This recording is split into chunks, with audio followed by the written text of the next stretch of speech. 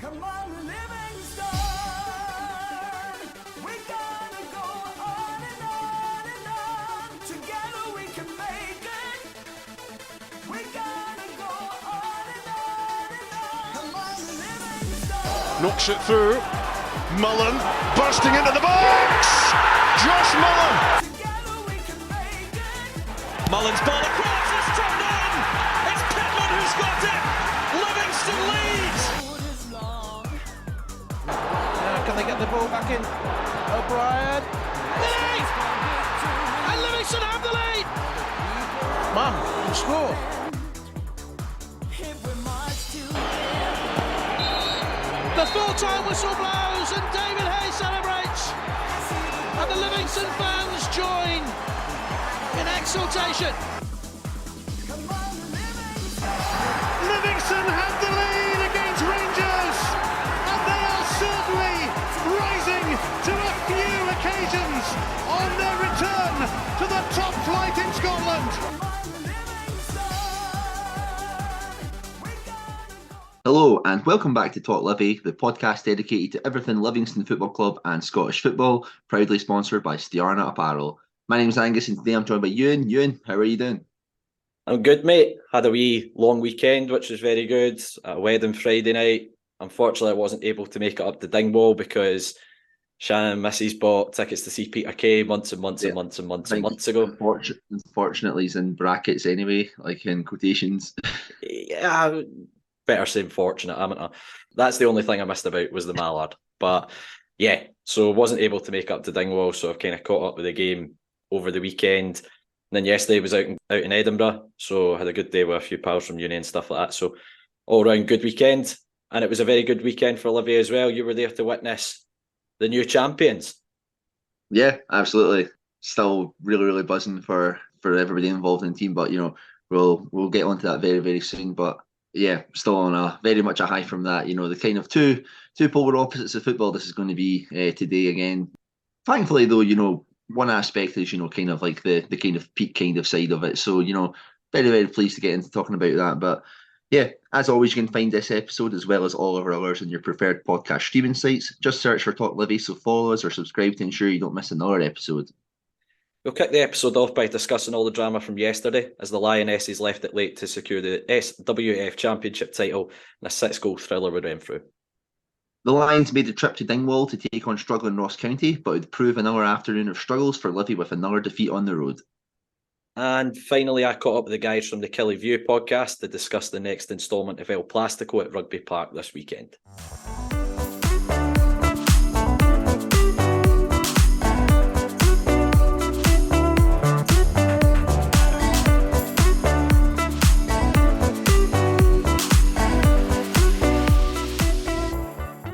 The Lionesses took on second place Renfrew, knowing a point would secure the SWF Championship title. Despite trailing 3 times, a stoppage time equaliser would mean the game finished 3-3 and the title was secured. Angus, you were there to take in the action. What a way to secure the title. You can put it that way, yeah. These games are always just the kind of worst, aren't they, you? And whenever you're going into something that, something's riding on and, knowing that you're coming up against a good opposition as well.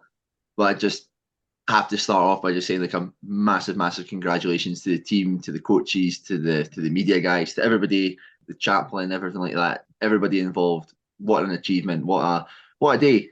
Honestly, this is the kind of stuff that is going to kind of live long in the memory of all the people kind of involved at the club and that, and it's just incredible for us to all be like a part of it and stuff. But yeah, kind of going into the game, it's one of those ones that.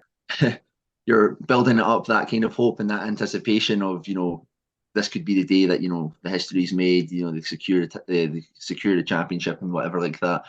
But there's also on that flip side, it's but this is also the day as well where it's so nervy in that kind of manner. That doesn't get helped by going down 3 goals, as you say as well, Euan. That's not very, very good for the heart.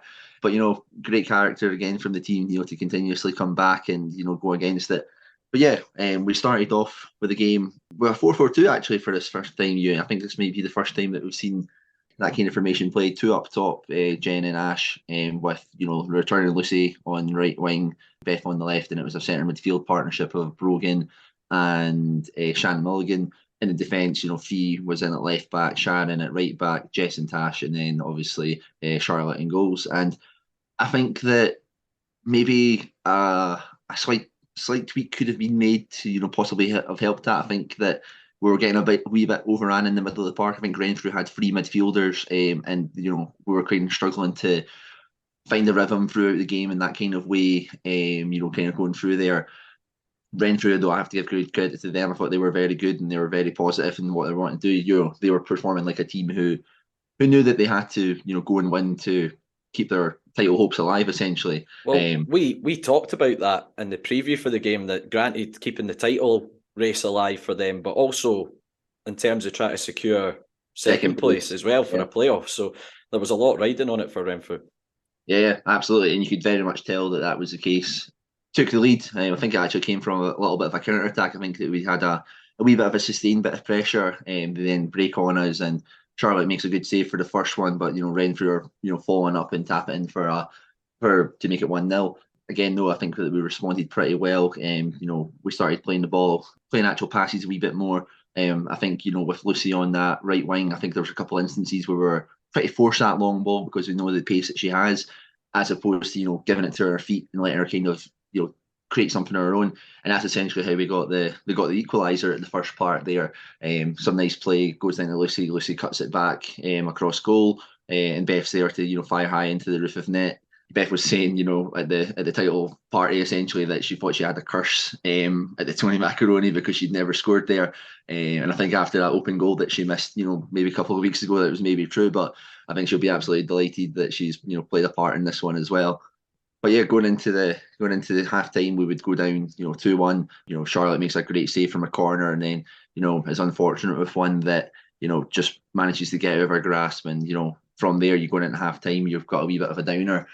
Second half kind of continued, and I think that it was quite like a scrappy affair, quite tense. I think you could tell that we were feeling the pressure a little bit because of everything that was riding on it. I think that they all knew 1 point was going to be enough, so you kind of start to, when it's like that kind of stage, you start to kind of like force like kind of passes and stuff like that. Not an awful lot was coming off for us, but of course Gemma Mason comes off the bench, free kick in prime territory. Gemma Mason just does what Gemma Mason does, essentially. Absolutely. I think like the fact that I'm just telling you this right now, Euan, I think you don't even need to see the video. You can probably picture it in your head right now. Yeah. Memories of probably the Ayr United one last season. Yeah. Postage stamp, just puts it right in the top corner. Absolute jubilation as well. And from there, you're like, yeah, cool. Like maybe we can continue on and maybe even go for a winner. But fair play to Renfrew as well, though they continue to be positive. And this third goal for them is it's an absolute cracking finish. They kind of break on us, and then there's a cut back to the edge of the box. And I actually think that the person, the player who's taking the shot, maybe rushed it a little bit. I was like, on like the kind of the ball was maybe cut back a little bit behind her, hits the volley though first time, and it just sails into like kind of at the top corner. And you're like, well, fair enough, we're going to have to do this all over again. That certainly did not help the nerves, and I think that as it got closer and closer to the 90 minutes, you're like, oh, this just doesn't seem like it's going to be our day. Lo and behold, though, 90th minute. I'm not gonna lie to you, I can't really describe this goal because I don't really know what happened. It's good to see you're on the ball reporting as always, Angus. So the corner comes in and somebody headed it. Then the ball just makes its way through about, I kid you not, about 8 bodies. It's like about 3 different people are saying that, oh, it nicked me on the way through. The goalkeeper kind of palms it a little bit, but it seems to just cross the line. Contentious as to whether it did or not. But then just from that, just everybody just runs everywhere, pandemonium, like everybody's just, going absolutely mental. Nobody really kind of knows. Well, we're going to have to see like the video footage for it. I think Ash is the one who's been credited for the goal, but I don't even remember seeing like her in like the kerfuffle of it, so I'm not even 100% sure. We can come back to this, and it's going to be, a whole different story once the media team stuff come out. But Is it one that's going to be an iconic goal for years to come in terms of how we wrapped up the title and nobody actually knows who scored the goal? Well, exactly. That's what the story's going to be, essentially. It's going to be like, oh, remember that time that the Livi Women's won the first title? Do you remember the last goal? Well, yeah, but not really. Because it just, genuinely, I think Tash might have headed it. And then I'm pretty sure Jen jumped over it or something like that to like not let it hit her, to like block it or that. Apparently Ash was in there somewhere. I think there may have been a couple other bodies. Brogan actually is the one who runs like furthest around, like celebrating, and then runs towards the camera. So I was like, oh, did Brogan do it? But apparently Brogan was nowhere near it. So we're going to need to credit Ashley Elizabeth with there is a striker that will claim absolutely anything if it helps our goal tally for the season. So well played, Ash. That's what you want to see. But at the end of the day, I don't think we really care about who scored it, who not. The ball went in. Well, the ball may have went in. We're not too sure.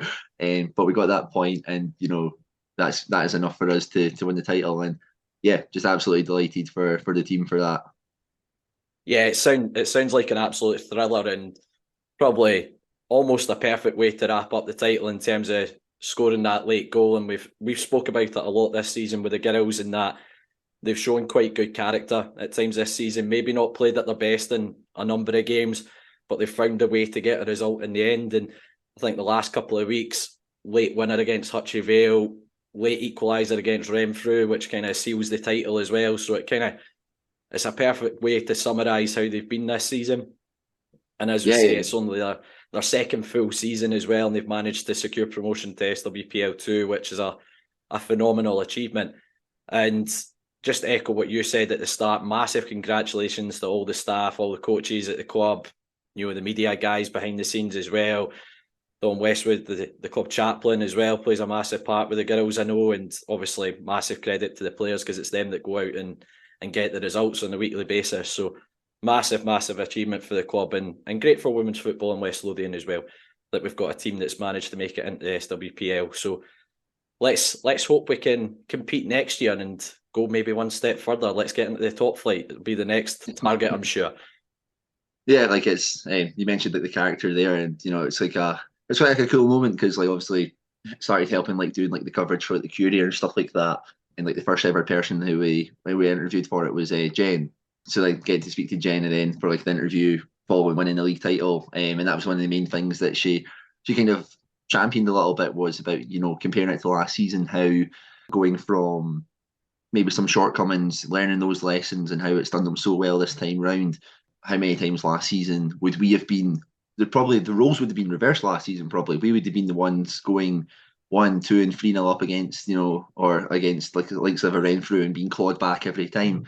And I think that is like such a massive change there that's been very effective for the club, and it's absolutely tremendous. And the crowd was good yesterday as well, actually, Euan. I think that's something that was very good to see. It was quite noisy in that. I think like the crowd you could tell that a lot more people had taken a wee bit more interest into the game. I think that the word had obviously spread that they were going to be winning they could have had the chance to make history and win the title. So there's a lot of faces I recognised from the men's kind of games who were taking it in. But yeah, just like as soon as like things were starting to happen and all of that as well, that people were getting like really involved into it, and it was quite a vocal support and stuff like that. And I think that alone as well is just something that was very good to see.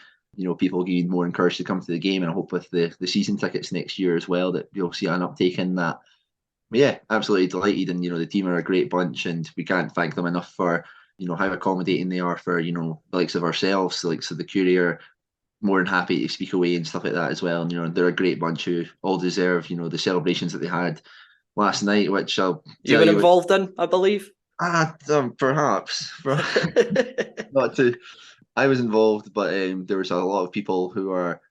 I think it can only be described as an eye-opening experience. Euan, to be fair, most of the encounters of the night, I think, had people coming up being like, "That podcast you have tomorrow or whatever, whenever, like this week, you better say that I'm good on it." So I think I've got a long list of people's names here. I'm going to have to like read off in case I get like battered or that. To be fair, I think even that is like a special kind of moment in its own. Like for myself, obviously looking to get into like kind of sports journalism and that, and witnessing like a title win and being able to associate with such a great group of people and stuff like that. So yeah, very thankful for everybody who's been so helpful in getting us involved in with the team in that. And I'm pretty sure that the Player of the Year thing is going to be a very fun evening as well, Euan. I'm sure it will be, which is at the start of June. But yeah, massive congratulations once again to the girls and the coaching staff. Very well deserved title and promotion, and I'm pretty sure they'll be presented with a trophy at the last game of the season, which is at home to Rossvale. So I would encourage as many fans to get down for that as possible, to watch a little bit of history with the girls lifting the trophy.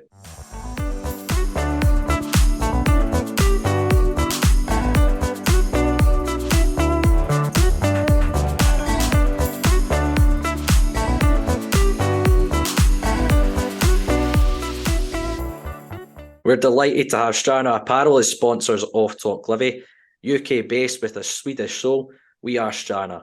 Strana is an independent fashion brand from Scotland who create high quality and stylish attire for on and off the terraces. Inspired by terrace culture, lifestyle and music, all their clothing is designed using quality materials and workmanship to combine the very best style and fit. And all of this means you get a premium quality fashion at affordable prices while enjoying a simple and secure service. As a bonus for Talk Livi listeners, you can get 10% off your order using the code TalkLivi at the checkout. We'll also have some exclusive giveaways during the season, so keep your eyes peeled on our socials for those too. And thanks to Sterner for sponsoring Talk Livi.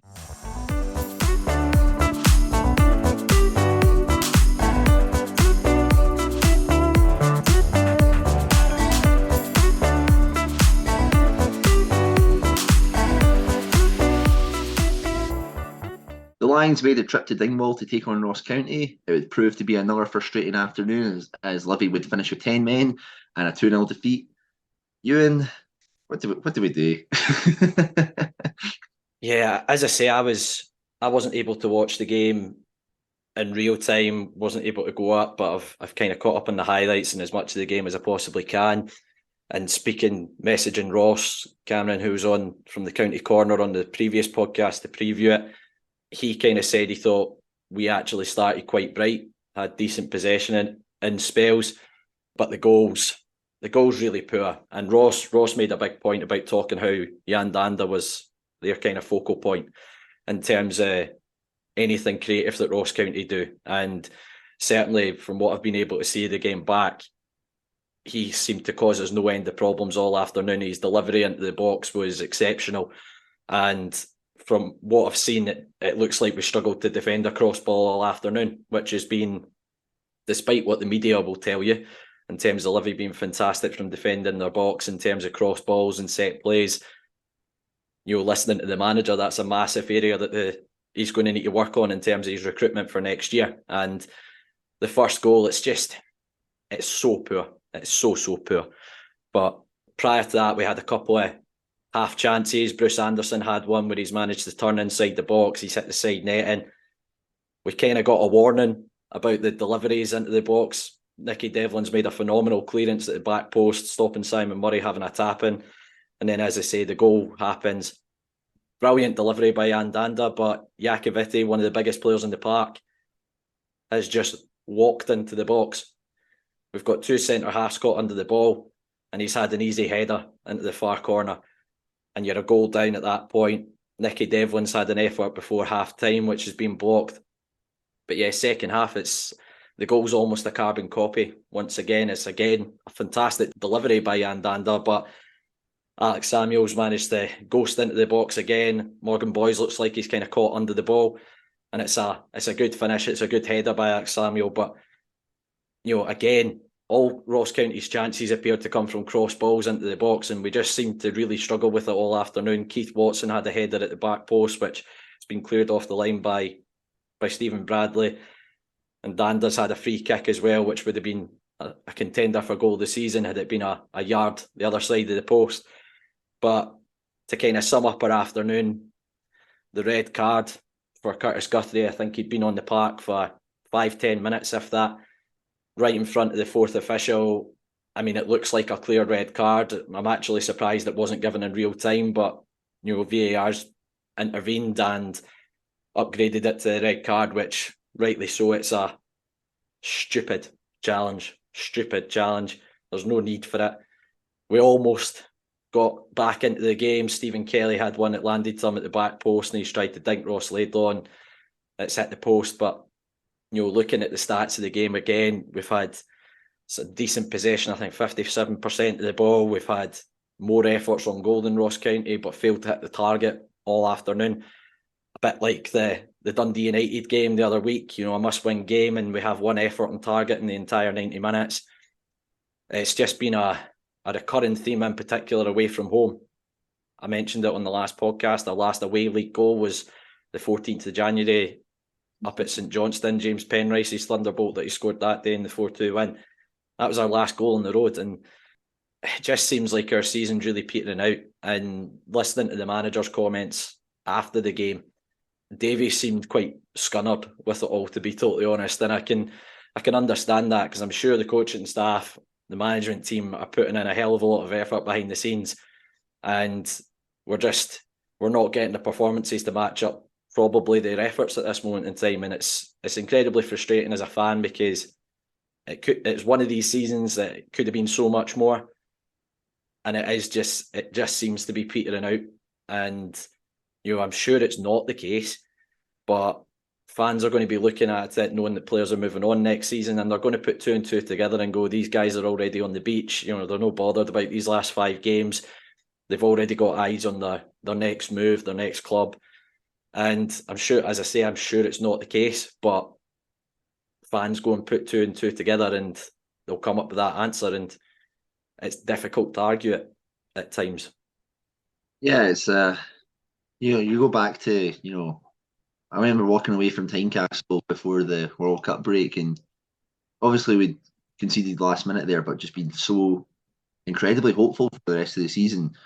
And in all honesty, since then, there's not really too many moments that I've kind of been feeling that. And I think that we've always been, for the best part of this year, Euan, we've just been like it's just like a lull. We'll get over it. Something will happen. We'll get ourselves back into it. The players have bought the credit and all of that to get themselves into a better place again. But it just doesn't seem to be happening. And as you say, the season is just petering out. And for these last kind of 4 games, I don't blame really anybody for not being as invested as probably usual. I can honestly say to myself, I feel that way as well, which is kind of like a sad thing to do. And it's weird because I was speaking to obviously some of the people from the media team and that who also work on the Livy Lou and stuff and all of that, and just kind of saying that it's weird kind of being in that situation, but then we are safe. We're still 7th and stuff like that. Where it's still, and it's that kind of, it's that weird double-edged sword that we're in, isn't it? Where it's I don't want to be ungrateful for where we are, but it's just that hankering for a little bit more.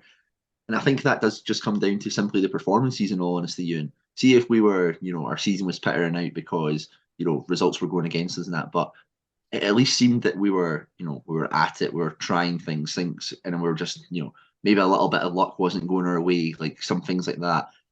The performances just in themselves haven't been good enough, and this is sadly another example of that. But, fair play to Ross County. I think you could see that, they had something to play for, and for us, it's mainly just kind of secure 7th place. But I don't know if that's maybe going to be a recurring theme for, the next kind of couple of games. I remember obviously last season that I think Dundee were pretty much certainly down, weren't they? I don't know if the other teams around, was it St Johnstone were in the playoffs? I can't remember who finished 10th that year. I don't know how close to the wire that went. Maybe that was a wee bit of a difference as to why we did so well as well, because there was a lot more teams who kind of also had not an awful lot to play for, likes of your Hibses and your Aberdeens at that point. But yeah, it's a strange one, and the season's just kind of going to the end, and we'll just kind of move on. And I think it's just going to be interesting to see now. I think, obviously you spoke about players moving on and that. I think for the rest of the games, we want to see, what's going to be working for next season. Then let's have a glimpse of, who's in the ranks already, see if they're good enough, give us some hope for next season, some things to be excited about maybe. Yeah, I mean, you kind of touched on it there. Went into the split last year. I think it was Aberdeen that finished 10th last season, and St Johnstone were obviously trying to claw teams back, but there was quite a significant gap in terms of clawing teams back to pull them into the playoff mix. Whilst this year, this moment in time, Ross County are bottom in the 30, and then it's 31, 31, 36, with the teams kind of in and around them. So Ross County looked like a team that had a lot to play for. They were defending their box of their lives, and we don't look like a team that's got a great deal to play for at this moment in time. But I was happy to be asked back onto open goal at the start of the week, which I did, and was kind of talking about that. And I was saying that, they were like, are you not just happy staying in the league? I was like, absolutely. I was like, I do.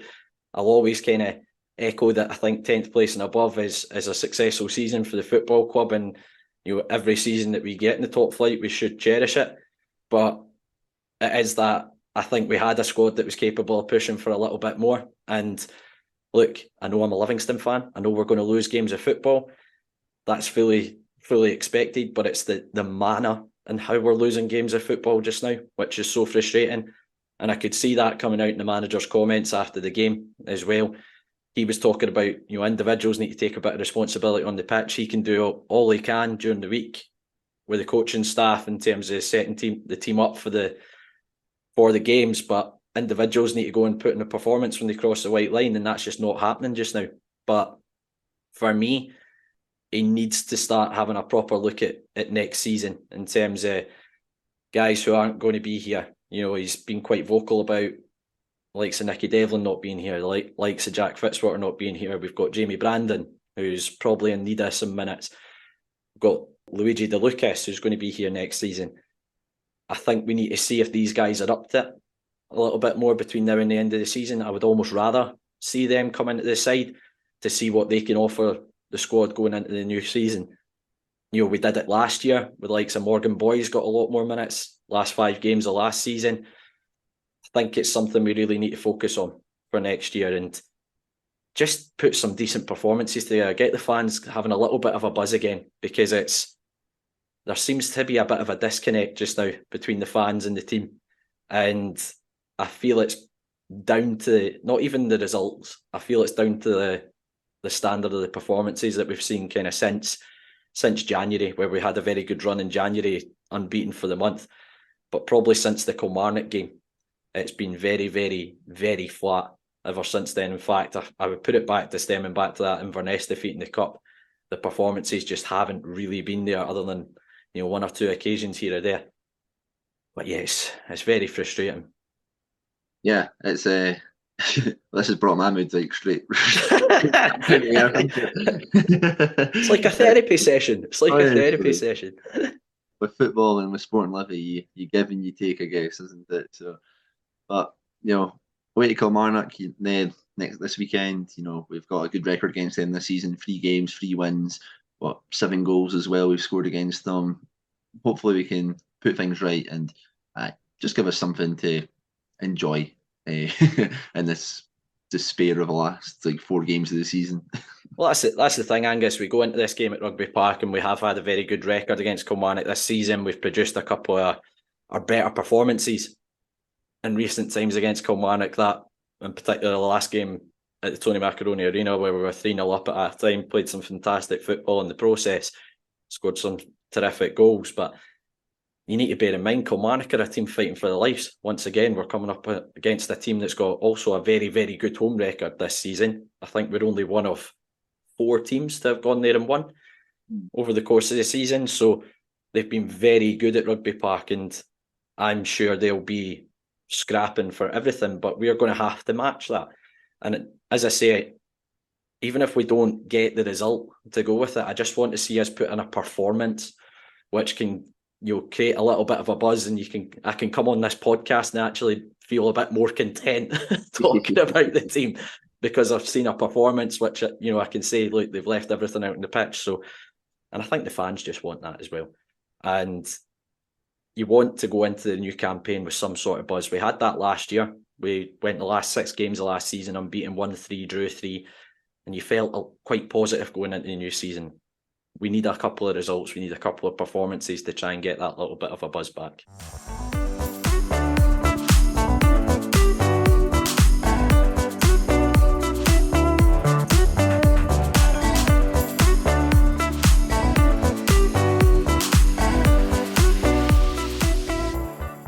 I'm delighted to welcome Martin from the Killie View Podcast onto Talk Livi. Martin, how you doing, mate? Yeah, not bad. Cheers for inviting us on. It's always good to talk to a fellow football fan about the ups and downs, more down and up this season. Yeah, you can't mention that there. Killie have certainly found it quite tough since promotion back to the Premiership. What have you made of Killie's season so far? Well, it's strange, really. I've usually a team that's got a poor away record like ourselves at this stage of the season, you would think are pretty much down and out, but our home form has been the other scale. I mean, apart from the two teams, Celtic and Rangers, I think it's only yourself that has actually beaten us. And even then, that was quite a topsy-turvy game on that Friday night. So, yeah, I mean, home form has been a contrast to the away form. And I just think that, when it's just about getting to the end of the season now. And Do you get all the comments about the plastic pitch when your home form's so different to your away form? Because we certainly got that a lot in our first couple of seasons back in the top flight. yeah, it's frustrating, but then it's quite funny, really, because you just sort of get used to it. And I'm myself, like, I don't like it personally, but I like it when it winds people up, and it actually winds them up more than the fact that they won. Even when they win, they moan about it, and it's like you really that wound up about a pitch. Yeah, exactly. I never understand it, but it used to be funny when we got into the press room at Livi, and one of the managers I remember in particular was Stephen Robinson. And when Motherwell got a result at Livi, the pitch had nothing to do with it. But when Motherwell lost at Livi, there was always a comment about the pitch thrown in there. Just to get something in there to blame the result. But since the sides last met, Killie have won 2 of their previous 9 games in the Premiership. How are you feeling in terms of going into the remaining games of the season? Are you confident that Kilmarnock can avoid the drop? I'm sort of like on this sort of seesaw at the minute. Like 1 minute I'm feeling all right, and then one result, and that's you. I mean, we obviously beat Hearts recently, and then you think, right, Aberdeen away, and I can't remember who else it was, Celtic, and you're like, if you get a point out of that, you're great. But then you go St Mirren, and you're thinking, well, that's a good chance of getting an away win. Took a fantastic crowd of us, fantastic result, clean sheet. You're thinking, right, find out who we got in the split, regroup, and let's go. And at the end of the day, the split, we got 3 at home, 2 away. So you're thinking, well, it's in your favour a little bit given your form this season. Yeah, but then the goal difference is also is not in our favour. So you really are relying on those home results. But then you're thinking, away from home, if you can pick up a point at Motherwell, Dundee United's going to be the one that's going to be crucial. But just for me, McInnes does what McInnes does best, and St Mirren away 2-0, fantastic win, clean sheet. Just keep your same side unless there's any injuries. And yeah, Vassell was injured, so fair enough. But for some reason, he had a brainwave and decided to drop Mayo, which then lost the balance of the defence, and then had 2 slow defenders playing. And I mean, if you watch the highlights yourself, Motherwell did the homework, and Van Veen just played on our right side, and it just caused us problems all game. It looked like I was watching the highlights this morning actually, and it looked like he could have had a lot more than the one goal he got in the game. It should have been. I mean, to be honest, Motherwell should have had us out of sight before that second. It could have been 3-4, 5-0, and it's it would have, if that had happened, no complaints. But what really frustrates me is the fact that you've had 3,400 Kilmarnock fans travelling in the last 2 games. That's we took a big crowd up to Motherwell as well, just under 1,900. And for me, I took a video at the start of that game and then shared it to my mates. I was watching the video back, and I'm thinking, if I was a Kilmarnock player coming out to that, that's enough to give you the boost to want to get something. But it was just see for me this season, it's not been the fact that we've lost; it's the manner of the defeat. You can accept losing, but it's the way we've just rolled over too easy. And it's just sometimes it's embarrassing. I mean, it comes to the point of when we're going to concede that first goal. I mean, when we played you last, 3-0 after half an hour, that's a joke. It's game over. Yeah, well, you're kind of touching on that, and we were speaking about that on our podcast. Our form kind of since January time has been a bit like that, in particular away from home. It's not the fact that we're losing games, it's how we're losing the games, and it's the manner of the performances. So I feel your pain there a little bit in recent months, but You have mentioned that Killie's home form's been very impressive. It's only 4 defeats at home. I assume 2 of those were to Celtic. I think most teams are experienced have lost to Celtic this season.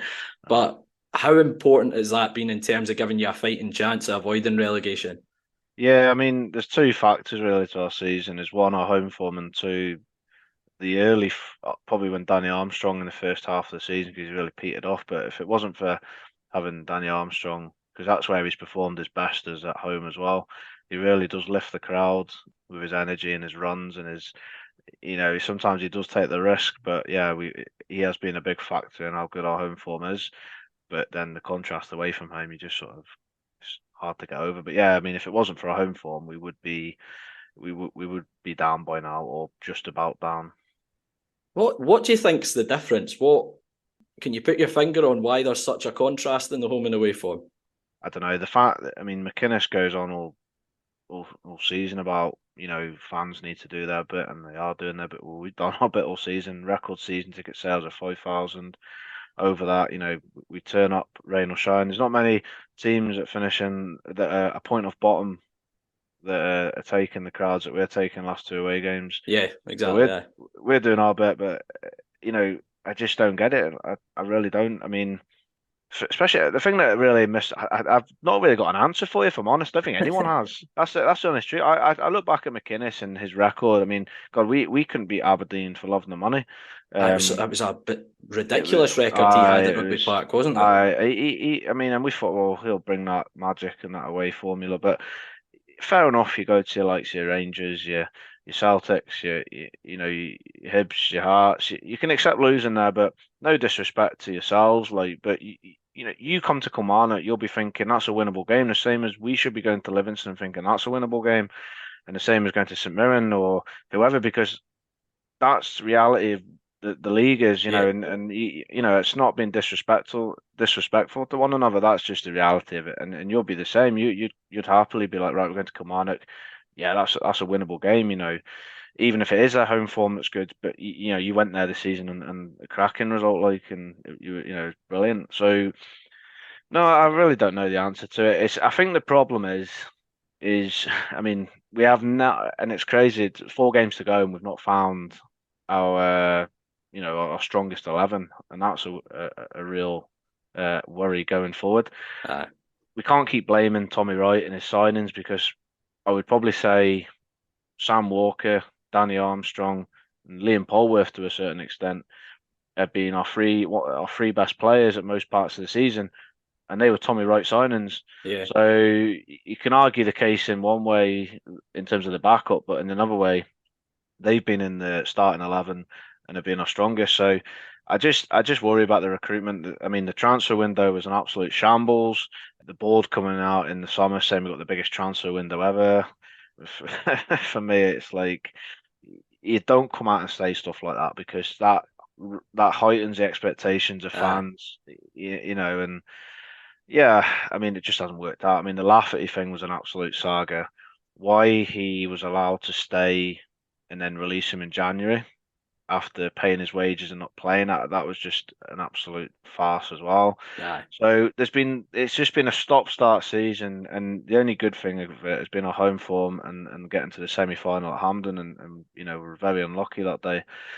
On our day, we've proven that we can be a very good side, but also we've proven that we were very, very, really bad. And at this current moment in time, with 4 games to go, we've got the worst scoring record, and we've got the worst defence in the league. And the worst. It tends to be a recipe for disaster, that, doesn't it? Yeah, and that's what I mean. And you really are just clinging on your home form. And I'm looking at the home games: Livingston at home, St Johnstone at home, and Ross County. And on paper, you're thinking that's 7 points minimum, possibly 9. That takes you to, your 38, 39, 40 point mark that you're sort of looking for, mate. And then you're hoping to sneak an away draw, but Motherwell wiped us at the park. We got absolutely obliterated by Dundee United last time we played them away.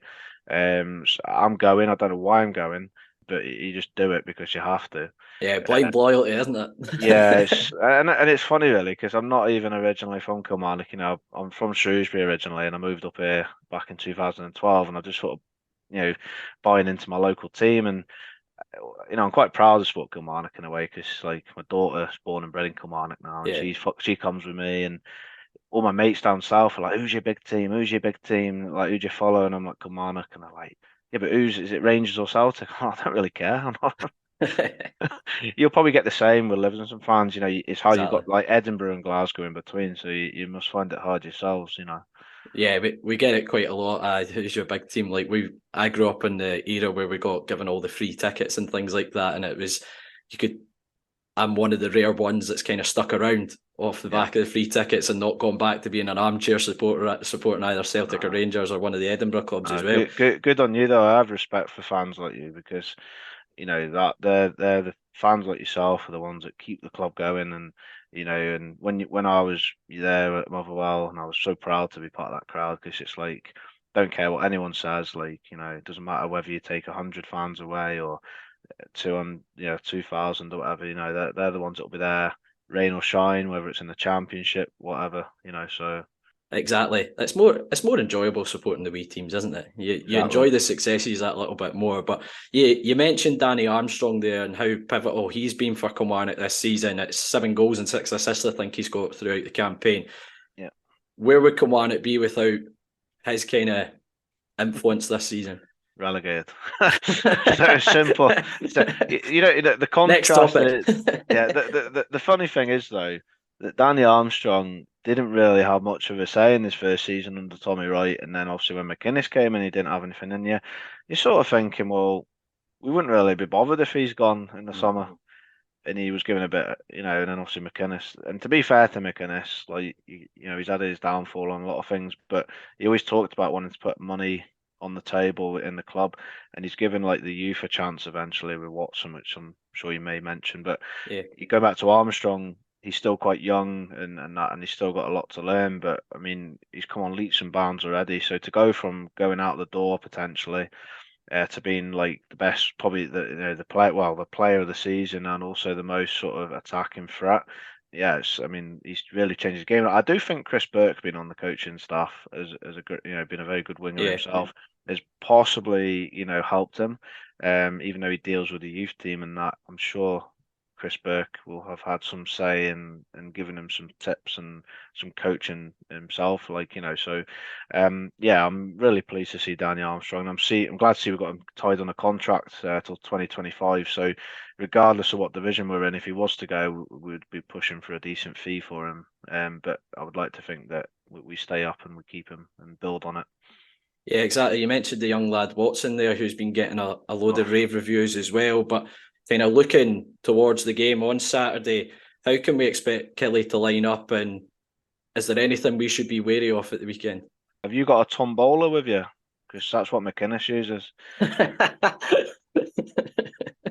Ask the Aberdeen fans. They told us, they warned us, and I'll tell you what it has been. I mean, I want McInnes to do well. I'm one of these McInnes fans. I want him to do well, but he really does really frustrate me. And we'll see. I'll tell you my verdict, towards the end. But yeah, lineup wise, I mean, we'll have Walker in goal. Really, the keeper's in it. I mean, he's made the position his own. And Hemming, who was number 1 last year, he had a howler against you in the home game. Really, really bad game. And I think he got dropped after that. And so for Walker will be in goal. For me personally, I can see Mayo coming back in after the disaster against Motherwell. Surely McInnes can't play the same defence after that. But it is McInnes. So, but for me, I reckon Mayo will come back in on the right side with Chambers on the left to balance it out, because you have got threat with Newblay up top and Anderson. They're quite good players who we can't have the same sort of errors and mistakes that we had against Motherwell. It's hard to say. I think he'll go with Joe Wright or over Ash Taylor. Ash Taylor did really struggle, but then Joe Wright was just as bad. So it's a toss up between them. But it'll be the tombola for that one. yeah. Basically, it doesn't. Yeah, they both can score and they're a big threat in the area. So but yeah, I think it'll be that 3, and then it'll be pretty much the same again. I think he'll bring Polworth in. He'll have Polworth, Watson, and McKenzie in the middle. I reckon he's going to bring Jordan Jones back in on the left and Armstrong on the right, and then hopefully for but he might bring him back in. But as much as Doige was an absolute howler, I just can't see him dropping him. I don't know what Doige does. And actually, sorry, the middle, tell a lie. I missed Donnelly there. Don't know what he's going to do. Actually, he might play Mackenzie outside there instead of Jones. Yeah, I don't get Jordan Jones. He's been a big threat the last 2 or 3 games. He was really good. Dropped him. So yeah, I'm just trying to think what McInnes is thinking. It's hard because I'm trying to choose my team, but I'm trying to think what McInnes is saying. So I'm trying to feel right. Let's start against a Walker in goal. Chambers, Joe Wright, Mayo. In the middle, 3 you'll have Donnelly, Watson, and Polworth, Mackenzie, and Armstrong, and then if Vassell's fit, he'll be in probably with Doige, if not Robinson. Well, if you get that right, then that's some bet you could have on there and some odds you would get on that. But yeah, where do you think Livy can exploit Kilmarnock? Where do you reckon the weaknesses are for Killie? well, if you look at the table, Livy fans, I've mentioned the defence is quite high. It's on 60 goals conceded. So yeah, but no, seriously, we're very vulnerable down the right hand side at times. But I would say just straight down the middle. We've been so bad with the ball over the top at times, and especially with Nubly, he's so good at holding the ball up and bringing others into play. So for me, I think Livy will go direct, man to man with a tall defender, whether it's Taylor or Wright. And I think Nubly will obviously try to bring others in, and he's so good. He was good last year for Arbroath, like against us, and he was a handful again at times when we've played this season. I remember watching a game when I missed the Kilmarnock Ross County game. I was at a party weekend, and it was with Rangers fans, unfortunately. So I had to watch the Rangers game, and it was at home to Livingston, and they drew 1-1. And Nubly was really good that day. So I like the player. I really do like him. I think he will have fun because if I'm right in saying Nubly will get the ball, but he likes to go out wide and drift and run with the ball. He's very trickery. So I think he will just cause problems.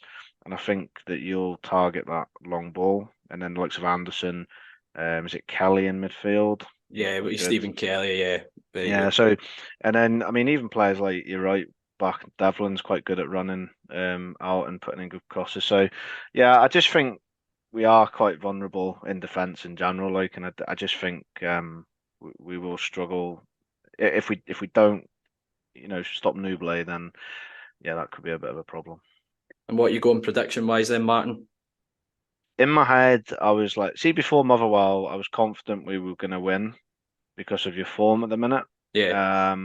But because the fact that you have been to us and you're the only team outside the old firm to get a result at our place this season, I was hedging in my bet on a 1-0 to Killie, but I'm going to go against that and a 1-1 draw. I don't want it to be, obviously. If I was a betting man, I'd say 1-1, but my heart obviously will say 1-0, Killie. But yeah, 1-1. 1-1. I tell you what, I'd take any form of result just now for us because our form's been that poor the last few months. But last few times we've had opposition fans on, we've asked you to come up with somebody who's represented both clubs. In this case, obviously Kilmarnock and Livingston, who you've got fond memories of, but also one that maybe you don't have such fond memories of. So we'll start off. Who's the good one that's represented both clubs? Yeah, well, it's a bit harsh. I was going to say a bit harsh on I was going to mention for not so good, but it's more a case of So we'll go with a good one. Well, Gary Holt, obviously. Now, being obviously a Kilmarnock fan since 2012, I wasn't really around when Holt played as a player, but he's always been around the club. He's always been talked about possibly taking over, and he's a Kilmarnock legend. He's a Kilmarnock fan. In actual fact, I see him at games sometimes in the Moffat stand. I actually got a funny story about him once. So it was my wife's night out in Glasgow, and they were coming back, and she texted me going, "I've just seen Gary Holt on the train," and I was like, "All right, cool, great, lucky you," like sort of thing. But it wasn't that. So basically, this woman, there were like a couple of women really drunk, and they'd been to the golf hang.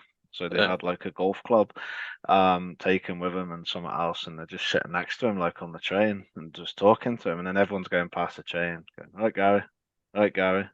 Hey Gary, how's it doing? Right, Gary. And these girls are like, hadn't a clue like who he was. So they're like, do they know you? You popular or something like? And he's like, and then yeah, he's like, oh, what's your second name? Like, oh, Gary Holt. So like, they're googling Gary Holt, and then they realise, oh, you're a ex-footballer, and all that.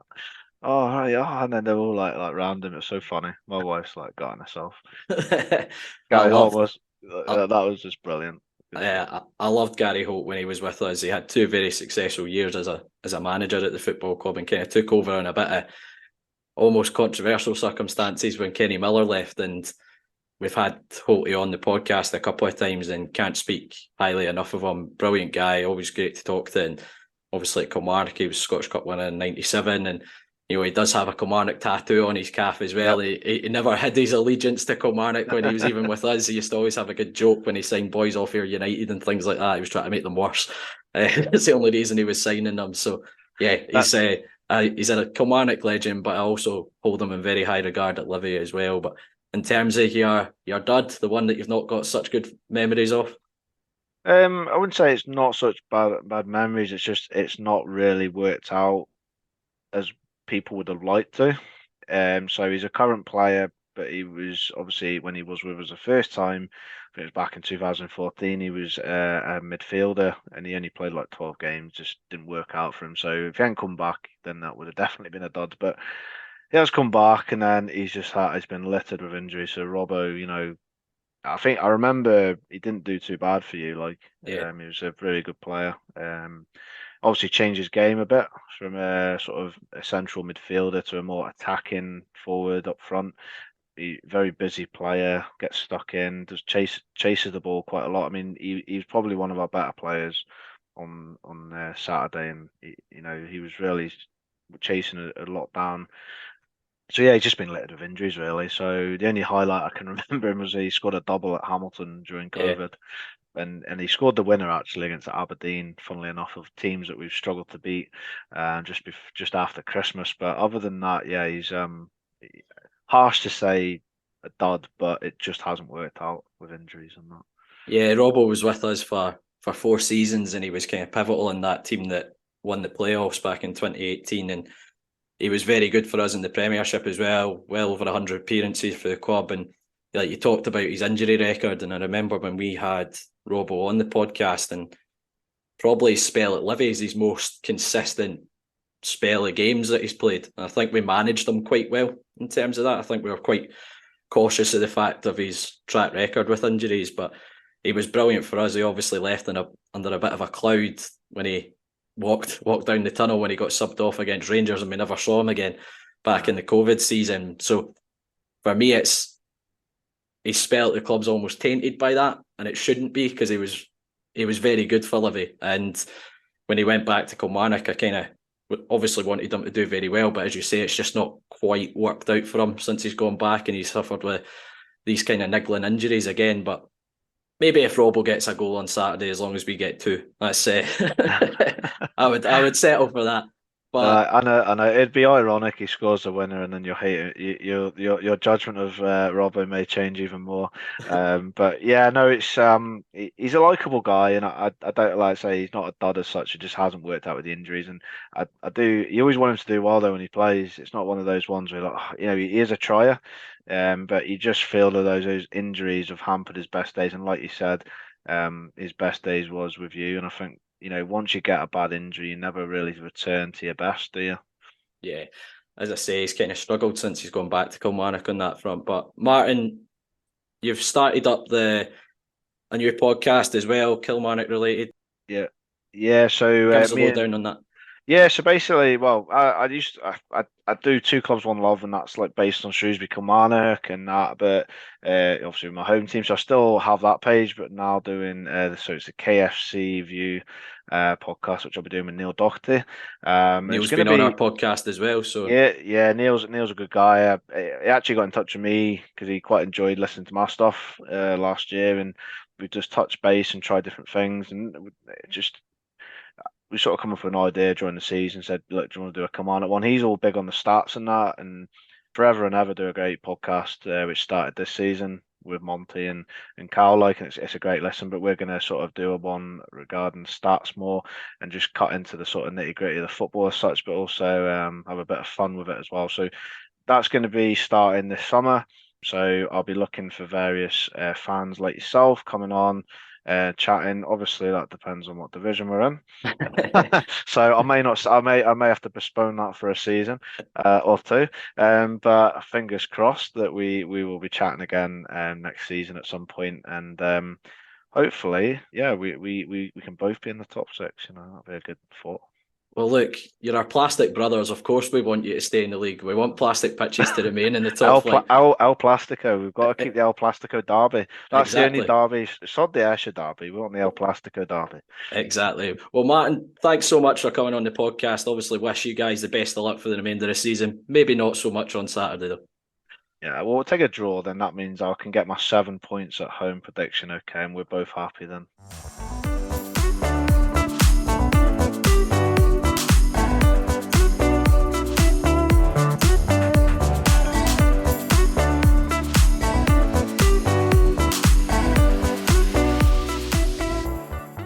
That's it for this week's episode of Talk Livi. Thanks again to every single one of you for tuning in, week out.